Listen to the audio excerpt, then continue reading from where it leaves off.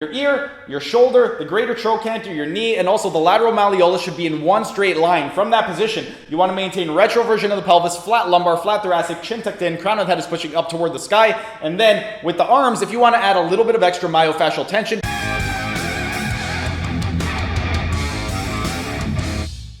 hey everyone, thanks for tuning in. Steven here with Team Euphoric, and today I'm going to be teaching you how to be your own therapist by demonstrating the top 5 strengthening exercises for posture correction. And more specifically, I'm going to be teaching you how to correct upper cross syndrome. Before I get on with the exercise, I first want to explain what exactly upper cross syndrome is and why exactly you should care. With regard to upper cross syndrome, this is a series of postural faults in the upper body, and typically the way it's going to present is you are going to develop hyperkyphosis in the thoracic spine or excessive flexion or a hunchback, and that is often going to be coupled with medial rotation of the shoulders, meaning the upper arm bone or the humerus is going to be rotated inward. That's also going to be coupled with hyperlordosis of the cervical spine or excessive extension of the cervical spine, which will be coupled with forward head carriage or forward head posture, meaning your head is going to be projecting forward. And if you don't address these issues, eventually you can develop things like shoulder pain, mid-back pain, upper back pain, neck pain, so you would want to address them immediately. And one of the ways in which we can correct it would be to do some strengthening exercises for the muscles that are responsible for extension of the trunk, lateral rotation of the shoulders, and also strengthening the deep cervical flexors in the cervical spine. But without further ado, here are the top 5 strengthening exercises for posture correction to correct upper cross syndrome. The first strengthening exercise for upper cross syndrome is going to be for the rhomboids. And for the rhomboids, you want to be in a prone position, meaning you're laying down on your stomach.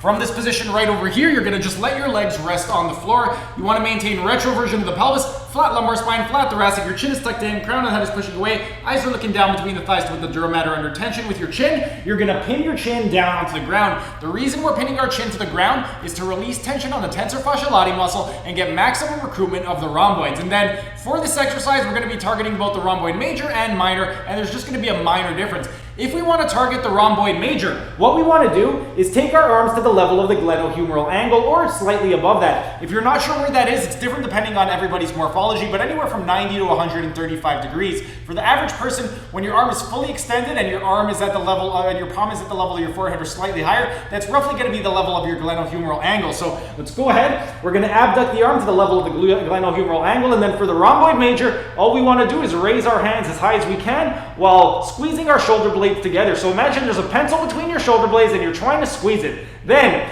if we want to target the rhomboid minor, all we're going to do is go above the level of the glenohumeral angle. So we're going to abduct our shoulders a little bit more. Everything else is exactly the same. Legs are resting, retroversion of the pelvis, flat lumbar, flat thoracic, chin tucked in, chin is pinned to the ground to release tension on the tensor fasciae lati muscle. Our crown is pushing away, eyes looking down between our thighs, and then the arms above the level of the glenohumeral angle. Principle of action, same thing. We're raising our arms and squeezing our shoulder blades together as though we're trying to squeeze a pencil between our shoulder blades. And that was the strengthening exercise for the rhomboids. Next, the second strengthening exercise for upper cross syndrome is going to be for the inferior fibers of the trapezius.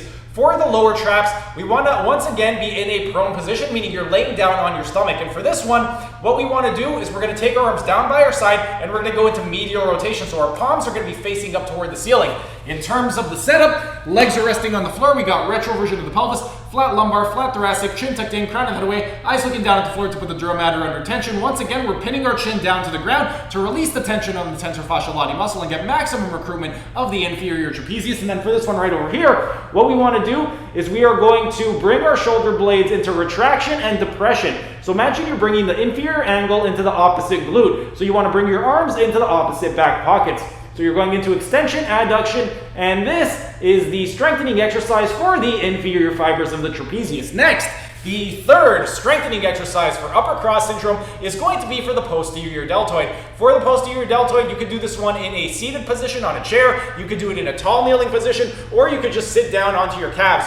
What you want to do, retroversion of pelvis, flat lumbar, flat thoracic, chin tucked in, crown of the head up, eyes looking down at the floor to put the dura mater under tension with the arms, maximum extension of elbows and wrists. And then if we want to target the more lateral fibers, we're going to go into maximum external rotation. And then the principle of action, we're just going to go into extension.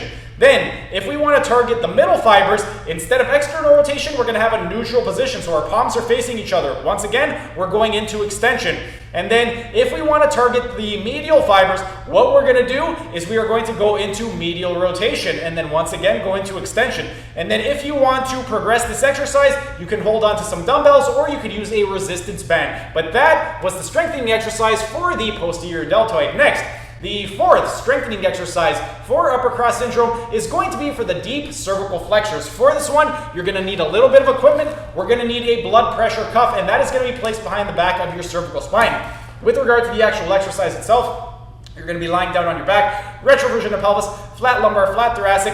For this one, your chin is still tucked in, but what you want to do is when you have the blood pressure cuff placed underneath your cervical spine, you're going to pump it up until the blood pressure cuff fills the space between your cervical spine and the floor. Once you've pumped it up, the next thing that you want to do is raise it by an additional 40 millimeters of mercury. So I'm just going to keep pressing it and going to keep doing that until the space fills. Okay, right now, the space between my neck and the floor has filled. So right now, I'm at 23 millimeters of mercury. I want to raise it by another 40. So I'm going to raise it to 63 millimeters of mercury. Once I have it up there, all I want to do is I'm going to take my chin and I'm going to tuck in my chin and I'm going to press down into the blood pressure cuff and raise it by another 40 millimeters of mercury to counteract the 40 that I just pumped into it. And then I want to maintain this position for 3 minutes. One thing worth noting with this exercise is if you are a patient doing this by yourself and you don't have somebody doing it for you, you may need to get an extender hose if the hose that you're using is not long enough, but that's all you're really going to need.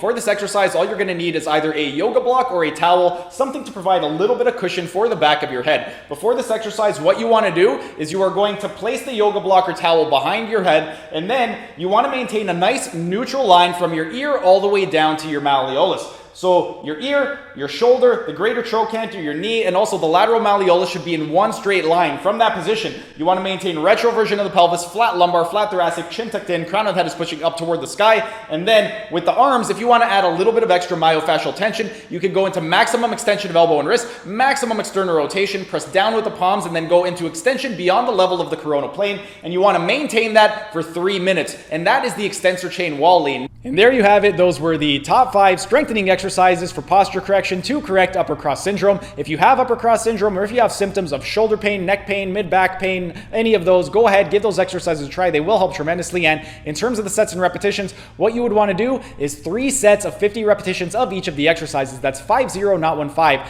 The reason we are going so high with the repetitions is because we're trying to elicit a postural change. Whenever we're trying to elicit a postural change, one of the most important things is going to be accumulating enough time under tension. And if we do the typical 8 to 12 bodybuilding repetition rep range, we're not going to be able to accumulate that time under tension. So 3 sets of 50 repetitions is what you want to do. And then if you have given them a try, go ahead and drop your comments down in the comment section. Let me know what you guys thought and are they helping you guys. This coming Saturday at 10 o'clock a.m., I'm going to be demonstrating the top 5 myofascial stretching exercises for posture correction, specifically how to correct upper cross syndrome. And those would be a terrific complement to the exercises that we just did today. But those are going to be dropping this Saturday at 10 o'clock a.m. And that's pretty much it for today's video. If you guys enjoyed the video, be sure to smash that like button so I know to keep making these types of videos in the future. And if you're either new to the channel or haven't subscribed yet, be sure to subscribe to the channel and hit the notification bell, as I will be uploading new videos every single day. That's it for today's video. Thanks for tuning in, and I will see you again tomorrow.